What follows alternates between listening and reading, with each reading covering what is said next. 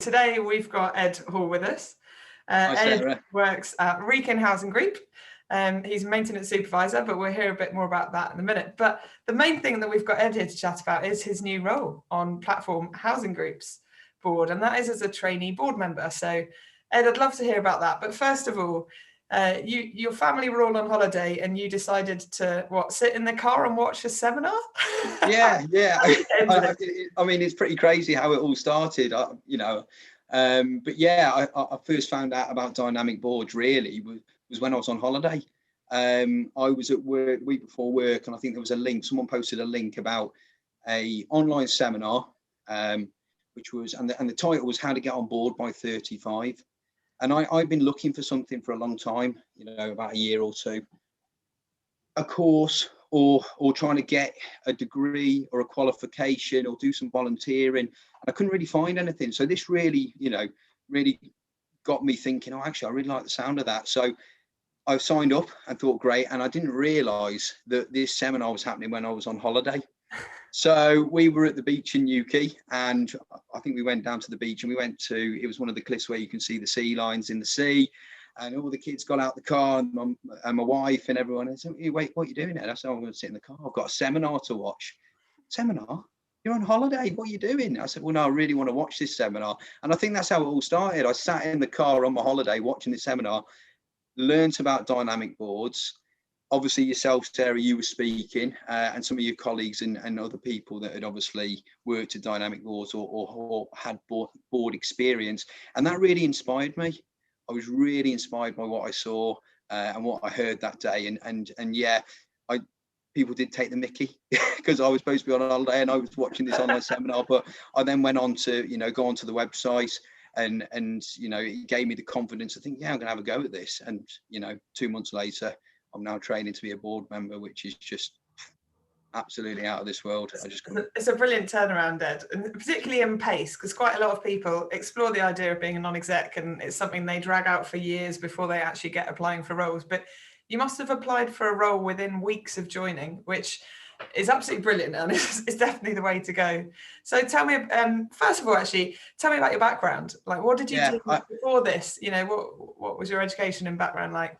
I mean, to be honest, the nuts and bolts of it is I'm a plumber. I'm a gas engineer by trade. I left school at 16, didn't quite know what I wanted to do, and decided to do plumbing. And I've spent the last 15 years as a gas engineer.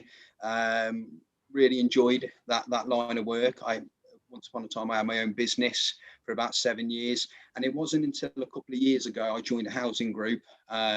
And went on board as a gas engineer, and then was lucky enough to get into a supervisory role. But I've not been to uni, I've not got a degree. I've got a sitting guilt in plumbing. I'm a gas safe registered engineer, but and that's about it. I've always been someone who likes a hands-on approach with the work I do. I've never been one for sort of reading papers and doing exams and stuff, but I've found the older I've got and the more life experience I've got, I've wanted to develop those skills. So this has been a perfect opportunity for me really to sort of start exploring it without obviously signing on the dotted line for a university degree or something like that. It's it's a 2-year program that I'm on with Platform. It's a part-time role that I can do in conjunction with my full-time job. So all these little things, it just sits really nicely within my sort of working week and the amount of time and dedication I can give to what Platform need from me, really. Yeah. Well, first of all, can you tell me what Platform Housing Group does? What sort of organisation are they? And so a little bit about the role. Yeah, so Platform Housing Group is one of the Midlands' largest housing associations. It's an amalgamation of lots of smaller housing associations that have done mergers throughout the years, and they recently formed to become Platform Housing Group, and they're currently just embarking on a huge organisational transformation. And that's where the trainee board member role came about. I think they hired a new chief exec. She was obviously asked to come up with a new corporate strategy. And part of that strategy was she wanted to start a trainee board member or get a trainee board member. So she took that to her own board and they discussed it. And from what I've heard, they absolutely loved the idea. And they decided not just to have one trainee board member, but to have 5. And the idea was these 5 candidates would obviously create their own trainee board, we would go on to do a 2-year program where we would get to go to all the board meetings, go to all the audit committee financial risk meetings. We would be assigned a board member as a mentor. So that person would be there to support us, give us guidance, answer questions and help us with our personal development. Yeah, so we're all going to work towards a CIH, which for those who don't know what CIH is, it's the Chartered Institute of Housing. And we're all working towards a qualification in that. So hopefully we can go on to gain further work and work experience in the housing sector. But Ed, you know what? Nothing beats the hands-on experience you'll get of being in board meetings, looking at the board packs and hearing about how those conversations go. What did it feel like the first time you were sort of given a board pack to read before a board meeting? I was outfounded by what I didn't know what to expect. We got the paperwork quite late in the evening. I think it came through on the inbox about 6 o'clock, obviously for the trainees. So I thought, oh, well, you know, sat there watching TV with my wife and my dinner on my lap, and I turned the laptop on and opened this PDF to find it was 900 pages. And I was a bit like, oh, I've got this meeting at 9 in the morning. How am I supposed to read 900 pages? You know, but I had to say to myself, look, I'm a trainee board member. You know, I'm not expected to know all this. But it was quite a shock at first. But then I was reassured the following day, because during the meeting, it became obvious to me that actually there was an agenda that we had to meet, and the people in the board were professionals with many years of experience, and they knew what they were doing. And actually I was only there to observe and to learn, and you know, depending on what topic we were debating during the paper, most people would look for the person in that niche area of expertise to raise their hand and to ask the important question. So if we were talking about the finances, it would be maybe a finance board member with experience, and the finance director would probably be asking the questions. If it was about operations or customer service, you'd find that the people that were related to that sort of area would be the ones that would be talking, and then everyone would agree because that person's got the skills. So you're reassured by that person because that's where area of expertise. So yeah, I think at first it was quite a shock, but as we went through the meeting, you know, I started to get into it. But you know, it's my first one, and you know, I'm really looking forward to the next one. I can't wait. Brilliant, and I can relate to that, Ed. You know, I joined the board of a specialist bank, and the first time they sent me the board pack, it was like that thick. I thought, whew, how am I going to manage this? But you know, I think there's also, you need strategies, and I think the more you know, hopefully you get them a week in advance when you're a full board member, and you need strategies to work yourself through those packs. And you also start doing things like, you know, the board meeting's coming up, so you start blocking in time that you know you're going to be able to read through the pack and things like that. So, but yeah, the first time I can definitely see that shock being there. Yeah, well, it was, but it was exciting at the same time. It was, you know, it was exciting, but at the same time daunting, because, you know, in my heart, I'm just Ed. You know, I'm Ed, the plumber, and you know, I'm going into this room with all these really, you know, big, high-profile, very well-known professional people within their remit. So, you know, it was almost like, you know, me meeting a celebrity at the first time. You know, it was that sort of, you wasn't sure, you know, what was going to happen or what you were going to say, and you didn't want to slip up if you said anything too silly or stupid. But you know, the first thing that the chair of the board said to the trainee board members was, don't be afraid to ask any question, and no question is too silly. And that put a lot of the trainee board members' minds at rest, really. And that's a really good way to say that, because I totally agree with that. And often it's those questions that make people think again about something they've done for years, or you know, do challenge archaic practices. So that's really good. And you mentioned that about, you know, feeling like they're a really professional crowd that you've gone into, maybe a bit of that celebrity feeling. Do you feel like now you've got to know them, now you've got a mentor, it's kind of brought things down to earth a bit more? 100%. You know, I said to myself when I did the interviews, because the interview process was quite stringent. You know, I think there was a lot of people that applied for the role. We had to do 2 separate interviews. One was with two interviewers, and then the final interview was with the chair of the board, the chief exec, and then 2 other members. So even the interview process was quite daunting. And the thing that got me through it and probably settled my nerves was, you know, I just thought that these are people. These are just, you know, these are mums and dads and colleagues and friends, and it doesn't matter how you know, how qualified or how up they've gone. At the end of the day, they're here to do a job, they're here to do their role, but they're still going home to their families and living their lives just like I am. And that's when I started to see, you know, all my peers as just people, really. And that's helped build my confidence when I meet other people outside of the board, or when I'm at work, or when I'm meeting customers. You know, everybody is the same, so it's just about, you know, treating everyone the same. Everyone well. Ed, you mentioned your background. You're a plumber by background. You didn't go to university, and I imagine quite a few people in the boardroom might have. But I just wanted to get your thoughts on, why is it really valuable to have a mix in the boardroom? So, you know, some people who went to university, some people who didn't, some people who have had trades, some people that have been in professional services. Why is it good to have a mix? Because we need a diversity of opinion. We can't come up with a free, open solution to a problem if everybody's got the same viewpoint. And that's why diversity in a board is really important. You know, to have someone that's maybe got hands-on experience, someone that doesn't have any experience, someone that is very experienced.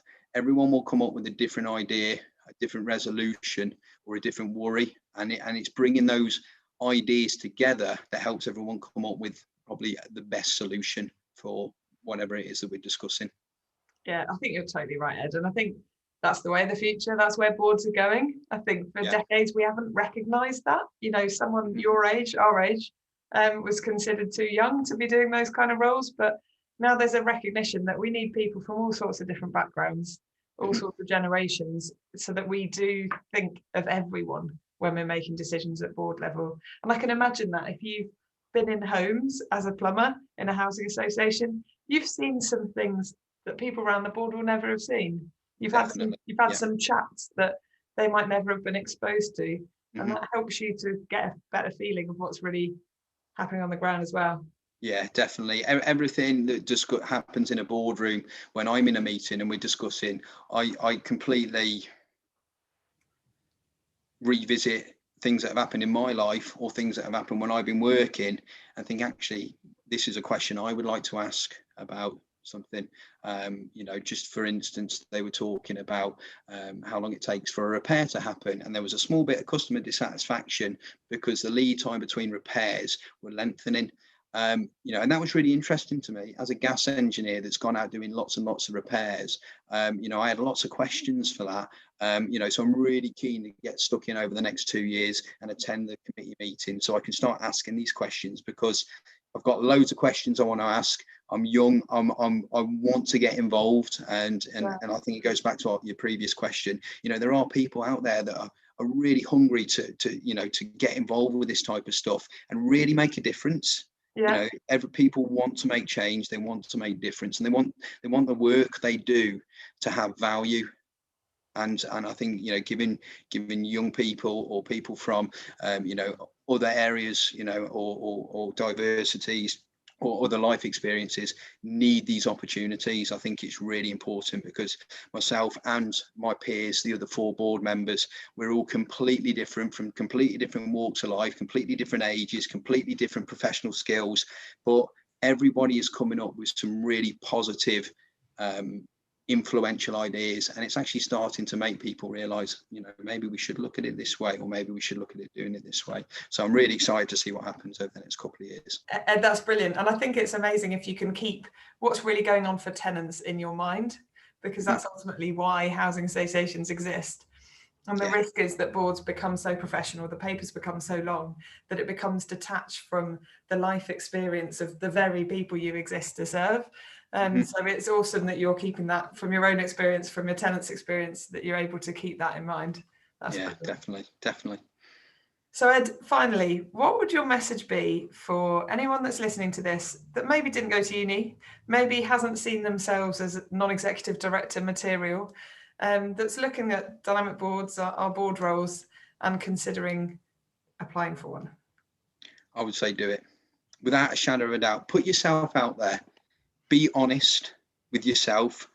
Be who you are. Don't pretend to be something you're not, and don't be put off by the skills that you think you might lack.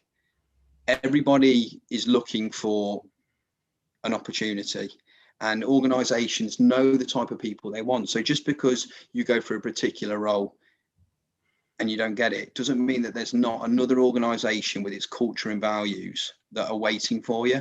So there's lots and lots of opportunities on dynamic boards. I had a look through before I applied for platform, and I waited to find the one that I thought represented me as a person. You know, I did my background research on platform. I looked at their corporate strategy.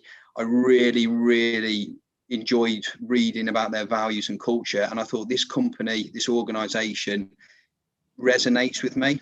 And I think that in parcel is why I got the role, because I was on the same wavelength as the organization. So yeah, I would say just go for it, be patient, don't worry about what skills you have or what skills you lack. If you want to try and make a positive change, then just put yourself out there, and I'm sure it'll happen. Thank you, Ed. And lastly, thank you, because we were around our 1-year anniversary. Scarlett and I have worked so hard with dynamic boards. We have got over 1,000 roles on the site by this time, but sometimes we don't hear the good news stories at the end. And we got a message through from Ed, and Ed gave a really heartfelt story of how he'd ended up on the board and everything, and it made both of us cry.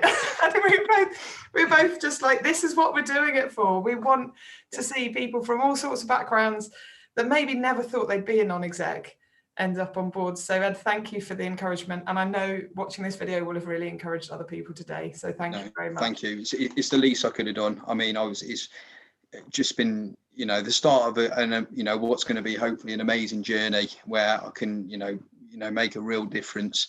And you know, if I can give you a little message just to say thank you, you know, it's you know, that's the least I can do, because dynamic boards for me has opened up a whole new world that I never really thought existed. So you know, it's just incredible, and the work you're doing is amazing. So please keep it up. Thank you. And we'll watch this space at the end of your 2 years trainee programme. We'll see which housing association board you end up on. And I imagine you might be looking again then, either platform or one of the other ones. But yeah, fantastic. And thank you for your time today, Ed. Thank you. Thanks, Sarah. Bye.